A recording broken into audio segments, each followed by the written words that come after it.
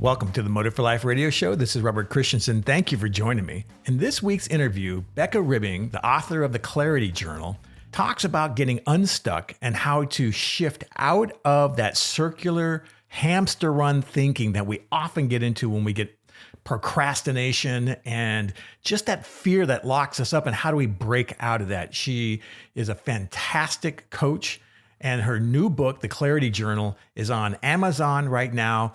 I highly recommend that you get it. Here's the interview. We'll talk to you later. Bye. Hey, Becca, thank you for joining me. Thank you so much for having me. It's fantastic. One of the things that I was really interested in while I was doing the research to prep for this podcast was, why do you live in Seattle, Washington area? Oh, that's actually a really good question. And no one's ever asked that. I used to live in DC. I'm kind of from DC. I've lived there 3 different times though. And my parents were kind of hippies. So we moved around a lot. Where around the Beltway were you? I've lived everywhere around the Beltway. Okay, right. Your parents were hippies. Yeah. Well, when I say that and I say I'm from DC, people automatically assume that I grew up military. And it's like, okay, furthest thing from the truth. So we really started focusing on the Pacific Northwest, I'd say about 8 years ago. And my husband got a job out here. And I just love it out here. It's so chill and calm. And I love it. I love the pace. Like, people don't honk here, like almost ever. I never hear honking. That's incredible. That's the thing you noticed out there, is that people don't honk? It's the thing I noticed first coming from DC. Wow. And also I lived in the New York area for a long time as well. So we moved here and people would let you merge. You don't have to like rush to get in. Yeah. There's actually no stop signs at a lot of the intersections here because people just let each other go. It's all very chill. It's so chill. I love the fact that anybody who lives up in the Northwest, I spent some time in Lake Oswego in Portland a year, and I get that whole feeling. It's just another feeling to it. It's just this. So I always ask that question when I see someone from Seattle. I go, okay, why? What got you there? So tell me a little bit about. So you were in DC and you studied what, international studies? Is that what it was? Yep. International studies. Okay. Yeah. So tell me, as a young woman going into college, that kind of stuff like that, what pulled you into international studies, that direction? Oh my gosh, I've never talked about this on a podcast before. I really wanted to work for the CIA. That's my daughter. She's really wanted to. Yep. Okay. So that is why I really also just really enjoy like talking about international relations, and the classes were just so politics of it. And also the economics. I had a focus on economics and China. So I spent a lot of time in China while I was in college too. And yeah, it was just I kind of got swept into it because I was being methodical. I thought I'd be able to get into the CIA if I studied China. And long story short, I did not get into the CIA, and I am really glad I didn't. And that would have been horrible for me. But so why is that? Why would that be horrible for you? What did you learn? I guess not getting it, and then thankful that you didn't get it. What was that connection? So I have a lot of friends who ended up at different security agencies, and they had a hard time. Not really a hard time. Their personality was very well suited to it, but watching them do it and how they couldn't talk about anything at work, how they really stopped hanging out with people that weren't in those agencies, because it's natural that you want to talk about work, what's going on. And it just became very apparent that I am too bubbly of a person to be able to, I don't want to say keep secrets. I can totally keep secrets, and I have to be confidential with all my clients, but there's a level of like chatty ease that you just can't get. Engagement. Exactly. Yeah. Human contact. So I definitely ended up in the right place. Wouldn't have been able to move to Seattle. There you go. So you came out So one of the things I find really interesting is that if I was to put together the early 2000s with you, right? This is on my own research of trying to find out who she is without actually talking to you in advance, Right. And I say, okay, here's a woman who's got a pretty powerful degree, pretty powerful space, could probably drop into any C-level suite corporation, at least working her way up that space to do international, whether it be financing or trade or any of that kind of stuff, or potentially make another turn, go into the UN direction or that kind of space like that. What happened? What shifted? Because you've been a coach for quite some time. I have been a coach for quite some time. I went and worked for the government after school. Oh, did you? I did. I worked for the Department of Commerce in their kind of security wing.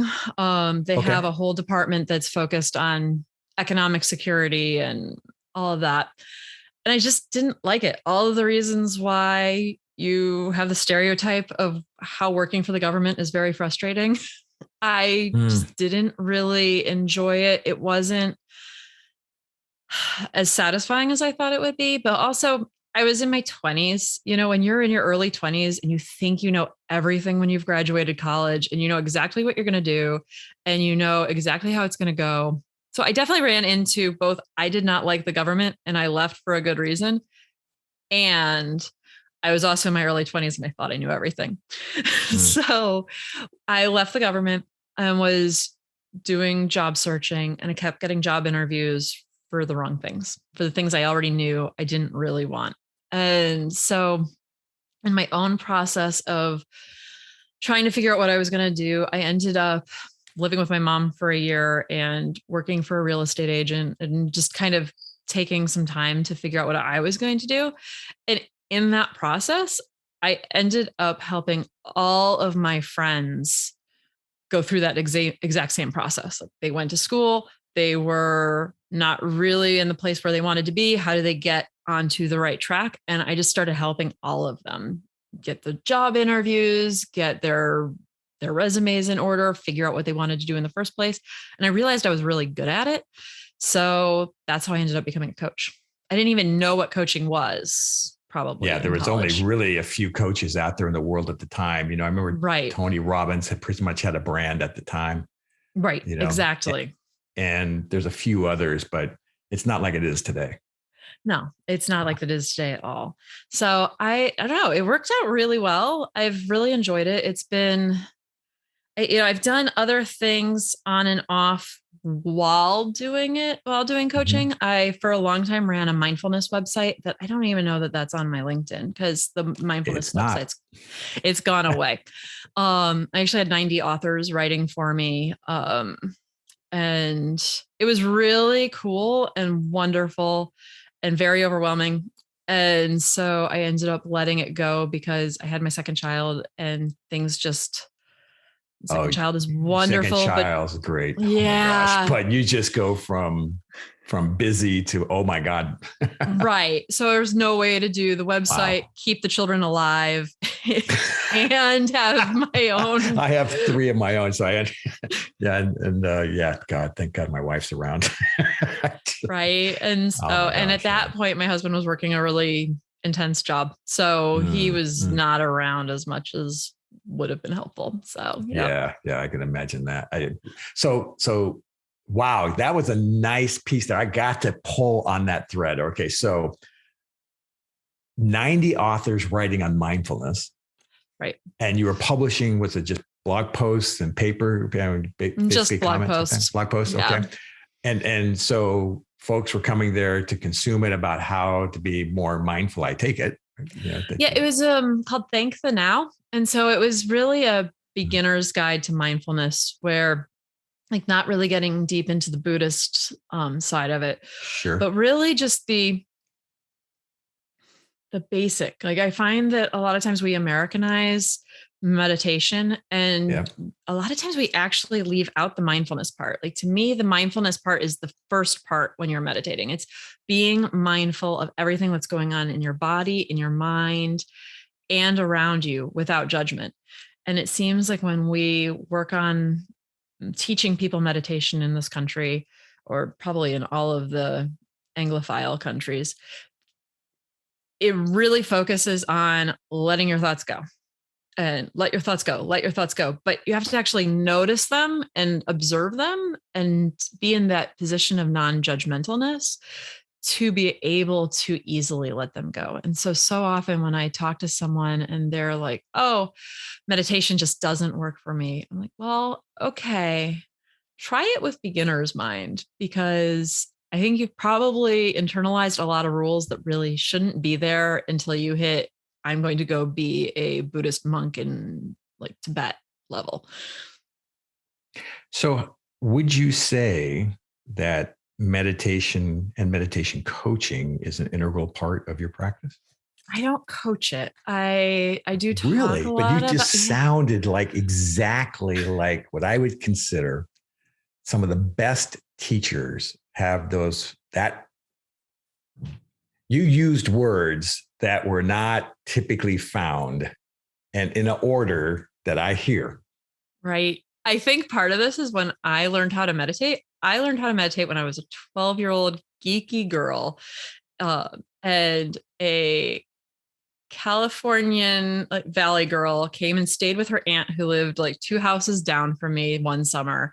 She was 13, long blonde hair, and I thought she was the coolest thing. And so I'd follow her around. We talked a lot, but I'm like slightly younger and definitely less cool. And one day we were sitting and talking. I don't even remember any of what the visit entailed or any of the other specifics, but this 5-minute conversation has stayed with me my entire life. We sat down and we were talking, and she mentioned that a meditation teacher had come into her school. And so I had a 13-year-old girl teach me how to meditate. And basically all she said was, you sit cross-legged, you put your hands on your knees, and you visualize your breath going in and out. And at the time, I'm still a fairly big geek. So I wanted to be Yoda, Obi-Wan Kenobi, Luke Skywalker, all wrapped in one, and female. Yeah, there you go. I started meditating pretty much every day. And, it ebbed and flowed. I was, starting my teens, but it really stuck with me. And I feel like I never really inherited what you just said, the anglicizing of it all. Yeah, the westernized, intense. And I will say I've spent a lot of time in Asia. Meditation can be very intense in Asia as well. They don't make it always sound fun.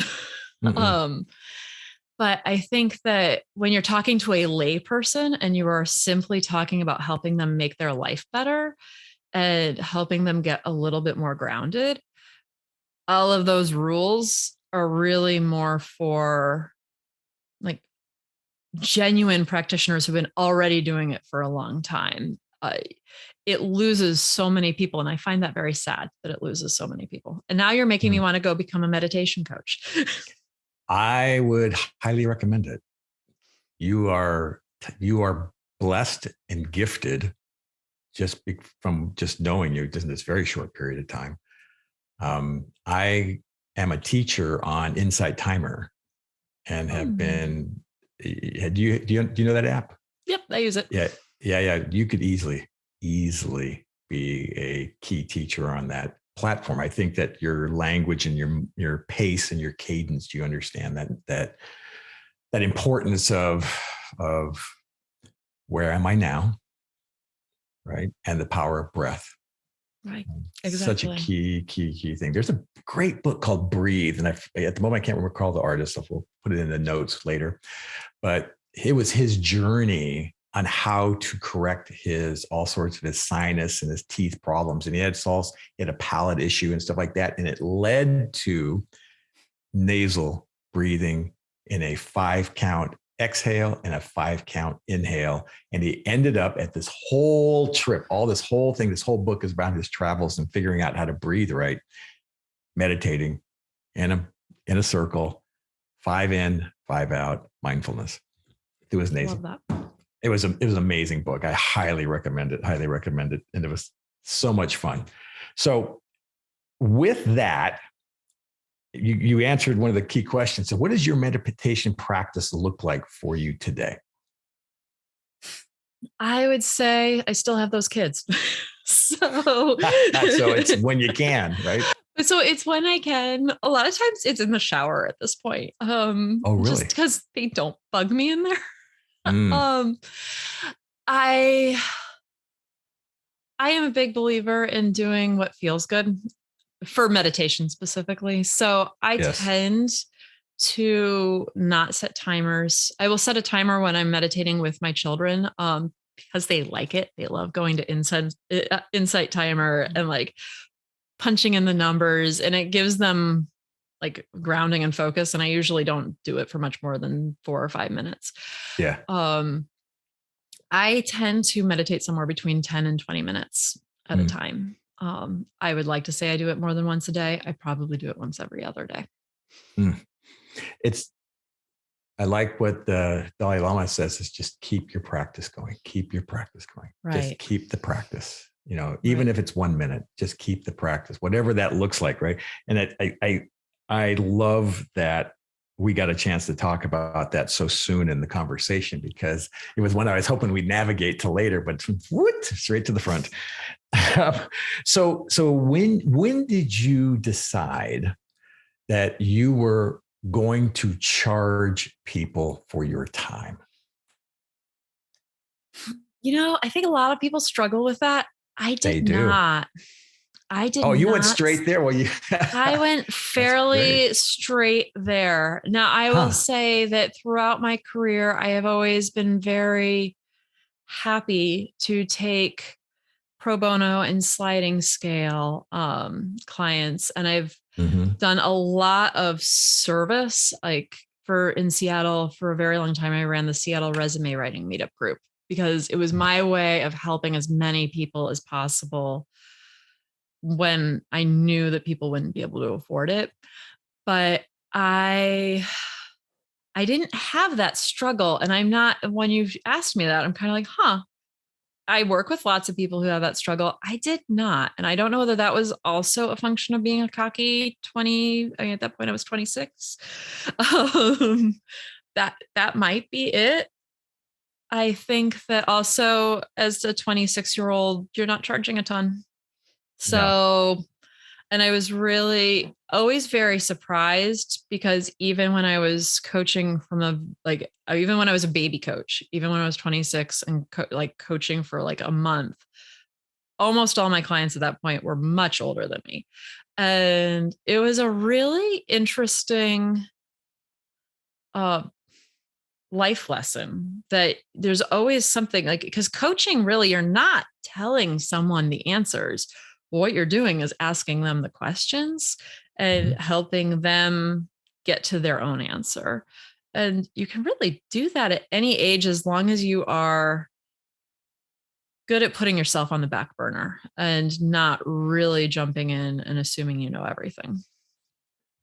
So before we got on, we were talking a little bit about self-worth and what we were doing here and with inside my company, Motive for Life, and the practice and stuff. And how do you see that topic of worthiness manifest in your clients? How does it show up in those challenges?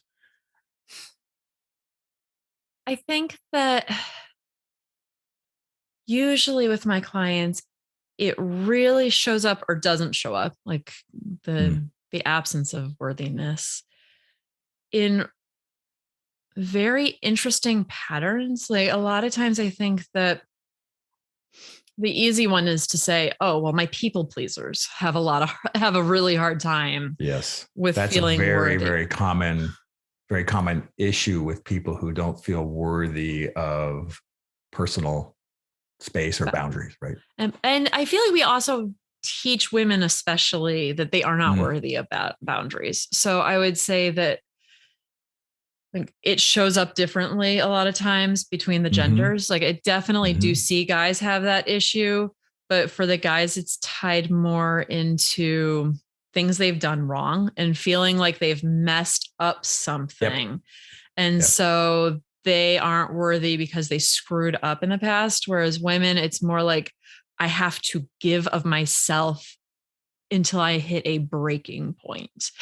And so I do feel like it's kind of an interesting, I haven't really spent a lot of time thinking about it before we started talking about it. And I feel like it's a really interesting thing because I kind of feel like it's two different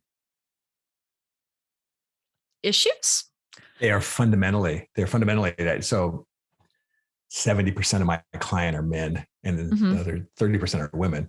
And the women clients typically have a different manifestation, like you said, within worthiness, and it will be a sliding scale, right? So it may be that what you're talking about, it may go further to, poor relationships choices over and over again, right? And that kind of stuff. Right. While guys are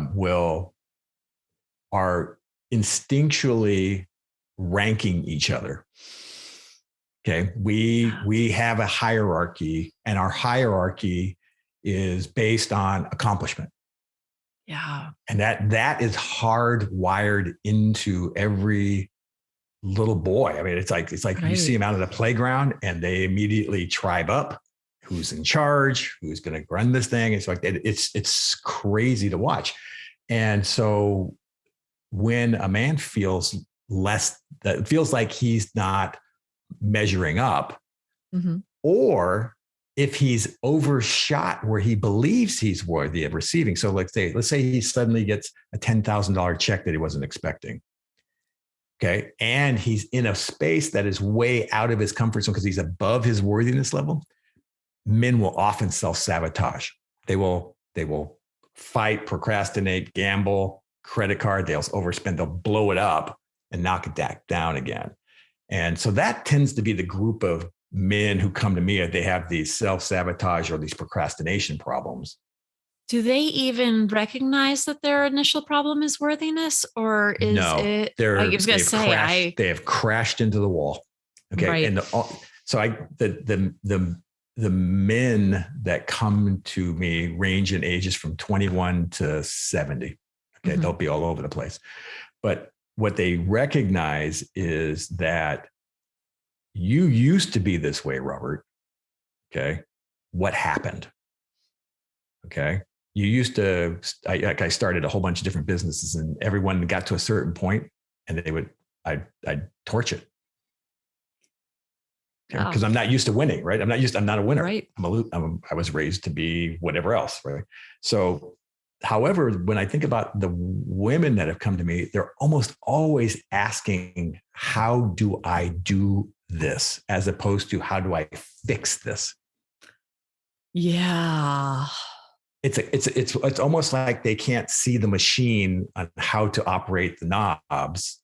Maybe you can help me with that because I'm just coming from a completely different objective view, right. And so I think that this is a conversation that is not had much on how we look at a similar problem. Yeah, that's so, because when you were talking about men, I was like, oh my gosh, like there's a whole level of this that I hadn't even thought of, because you're right. Like little boys on the playground. I have two boys, boys on the playground. You've seen it. I see this, like I saw this earlier today when I picked up my kid. And so that is really funny. And I think girls do some of that too, but for some reason, it's not about our worthiness. I feel like it's more, we're more social than that. So I think a little more subtle. I would say for women. A lot more subtle. Guys are not sophisticated like that. We're checkers players. You are chess players. Yeah. We don't see that. We don't see the world that way. We're very target oriented, which is hard for us to get out of. Right. Because I think for women, like I think the initial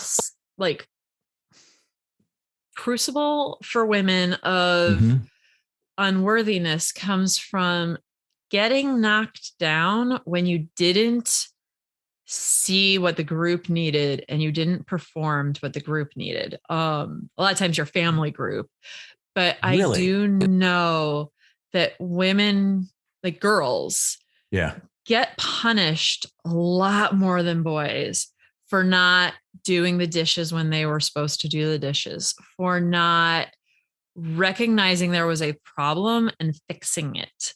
And You so, should have done fill in the blank. right. And it's Okay. been really interesting to me. So I have a 7-year-old boy and a 12-year-old boy. And the Mhm. 12-year-old boy, it's fascinating to me because I am in Seattle, like one of the liberalist places in the US. You'd think Mhm. all of the moms around me would be super feminist. I mean, and they are. Like, I mean, we're talking about, Mhm. I live in a neighborhood that I think voted 92% for the Democrat, you know? Right. Um, However, I will be on the playground talking about my 12-year-old. My 12-year-old does all the dishes every night. Right. That is his job. Right. And the amount of women who have looked at me like I was nuts and basically said, little Timmy couldn't possibly do that is shocking. Like, Possibly do that because he hasn't been trained that way, or possibly because they don't hold him to the accountability, or what? All of it. like Yes, all of it. all of it, all of it. Man, I can't imagine. And, Well, so is that an issue with? Okay, forget about the gender. right. Is that just a parenting issue? Well, except that I know girls who get grounded if they don't do the dishes. Okay. Okay. Well, that's really interesting. And so you're seeing I am seeing this play out on the front line of on the front line at the very place that you'd think that gender equality would be like so far advanced. Wow. I am seeing it every day and it is amazing. Like my 12-year-old, when he was in probably first grade, started making his lunch every day. I remember telling someone that, and they had a high school kid that still wasn't making their own lunch. And I was like, what are you training this kid to do? You are like training this kid to be a horrible spouse. Yes. And Yes. you, To you know, expect that behavior later and to be set up to be seriously disappointed. I mean, like the paradigm that's going to collapse around that. Right. I mean, just even when they go off to college and have to be a roommate. Oh, exactly. Forget romantic relationships, regardless of what gender they end up like they just are not going to be fun to live with. And so That's I don't know. I feel like, but on the other hand, I really have like listened to friends that have girls and totally freak out at that girl because she forgot to do the dishes, which is also very developmentally appropriate, even for high school kids. I mean, that's, they're boundary pushing and stuff. And so we just have different expectations. You are going to get punished as a girl for not noticing what the collective is. But then you get into the workforce. Yes. And you don't feel like you can say no. You don't feel like so many women, I work with this a lot with my female clients because I get a lot of people, I say people pleaser, but I feel like that is just mainly a lot of women are people pleasers because they have been taught they're going to get yelled at if they say no from an early age. And so then they get into the workforce and they don't know how to gently push back when they can't do something. And so they get overloaded. They hate their job eventually because they've never said no. So of course the boss is just going to give them more and more because if they never say no, the boss doesn't really know that they're overloaded. Even if they say, hey, I've got too much, they almost always say it kind of meekly and like, this isn't really working. Like, can you please stop? Instead of, hey, I can't actually meet this deadline with the quality you want because I literally just can't. There are not enough hours in the day. And so the practice here is do you go through them and like role play that conversation with them? A lot of times what we do is get another job. And oh, really? And because they're so far gone in their job that when they're coming to me because they want a new job desperately. Okay. And so we usually go and get another job, but I spend a lot of time in those conversations and the intake conversations. And as we're moving through that process, talking about, okay, we can get you another job. If you can't change this, 3 months in, you're going to start hating this job. And there is nothing I can do about that because no boss alive is going to not take advantage of you if you say yes. all the time. Really interesting. I think about, a male perspective in what you just said, and the men that come to me who have their version of a job problem. Mm-hmm. Okay. They're not making enough money. The boss is a jerk, fill in all the expletives, whatever. Or they want to move someplace else. Our practice with them is to change to literally use neuroplasticity and classic Pavlovian training to get a new set of neurons firing with language that supports what they need to say. Right. Okay. I love that. It's a really interesting process, but they come to the table though with, I want to burn the house down. Yes. And I'm ready to walk out, and they don't care about the consequences. Right. Because they're going to do what they're going to do, right? Air quotes, right? Okay. And I say, no, you have responsibility. You have to show up. You agreed to do these things. We're going to take our time. But I see what you're saying often in my corporate setting today. I see that everywhere. And I encourage all employees to speak up. Right. And I will sometimes, if it's not too bad, too far gone, or if it's a very specific job and I can tell that it's going to be hard to get them another job because there's like 10 of those jobs in the country, right? Then we'll work through it. But one of the problems I run into, I used to really try to walk women through this, and I still do try. But study after study now shows that if a woman starts trying to set boundaries, she is labeled things. I don't remember whether this is a clean podcast or not. No, you can say what you need to say. Yeah, she's labeled a bitch. Like, let's just face it. Like, boundary setting for women is harder just in general. Absolutely. And so if you've already lost all of that power, when you start trying to claw it back, it's going to be harder for a woman than it is for a man. I would totally agree. I've seen it happen over and over and over with colleagues and people who I've witnessed it. You're absolutely right. And it's harder for women to do it with women. It's harder for women to do it with men. Like, it is just harder. And so at first I'd be very, what's the word? I mean, when I was younger, I was very like, oh, positive thinking, like, we can do this. And now I'm kind of like, you know what, statistically, like 1 in 3 times is it going to work? Like 60% of people are going to really penalize you. Probably, I think it's more than 60%. Actually, it's closer to 70. I'm surprised it was low. It was that low. Actually. Yeah. I think it's in the 70s. So what do you suggest then? So, I mean, so you're talking about, hey, we're already it's going to be much easier for you to come into a situation with your boundary setting intentions or whatever you're going to do, whatever we're going to coach on, and establish a new norm. Is that correct? Right. Okay. I mean, this is very loose. It really depends on the person. It is, yeah. So, because most people are coming to me when they've hit that point of like wanting to blow stuff up. Wanting to blow stuff up for women looks different than guys. Yep, it does. But they are done and they want to move on. So it would actually take me a lot to coach them to stay. And most of my clients work at a pretty high level. So I am rarely trying to convince someone not to quit when they can't afford to quit. I really don't run into that. Right. So I guess I just don't want to set my clients up for failure. Like, if they're running up against societal norms, and it is easier to start with boundaries just by presenting yourself as with boundaries. So when someone's first starting a job and they've had a hard time with boundaries, we talk a lot about, what do you want this to look like? What is reasonable in this job?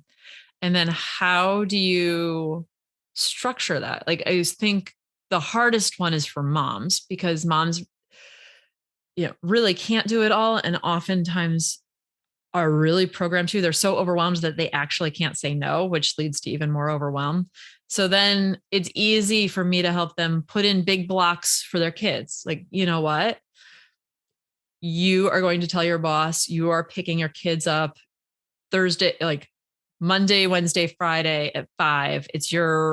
Those are your nights. Your husband does, like whatever you want to do, but actually being like, and that can get into also some gender stereotypes and problems. But I find that women do it more comfortably, like where they actually say, I can't, I am sorry. Like it doesn't work for me. But I think we also spend a lot of time talking about you are not performing well if you are doing all the things. And so you may think you are helping them by taking on all of this, but you know your quality is suffering. You need to be mindful of when it is that your quality starts slipping and really just articulate, I need this amount of time to research. I need this amount of time to give you the product you want. And we can discuss these deadlines, but if you give me a whole nother project, that means I have half the time. Put it back on the boss. What are your priorities? I can take this on. If I take this on, here is the consequence. Here's what I suggest we do. But I am open to hearing if the priorities need to be different. That's awesome. That's awesome. Right. I love it. I absolutely love it. I spend, I think about the ownership that's required for an individual to get to the point where you're talking about. You have to recognize that the mess I'm leaving, there's an ownership that has to go with that. You got to say, it was your mess. It's your mess. It wasn't your boss's mess. It wasn't their mess. When I've done that before, I've trained them that that's what I'm willing to accept. Mm-hmm. And once I've trained them, it's so hard to untrain them. Right. You know, and you have to transition out. And I really, really, really like that thinking that you have there, that process with regards to that transition.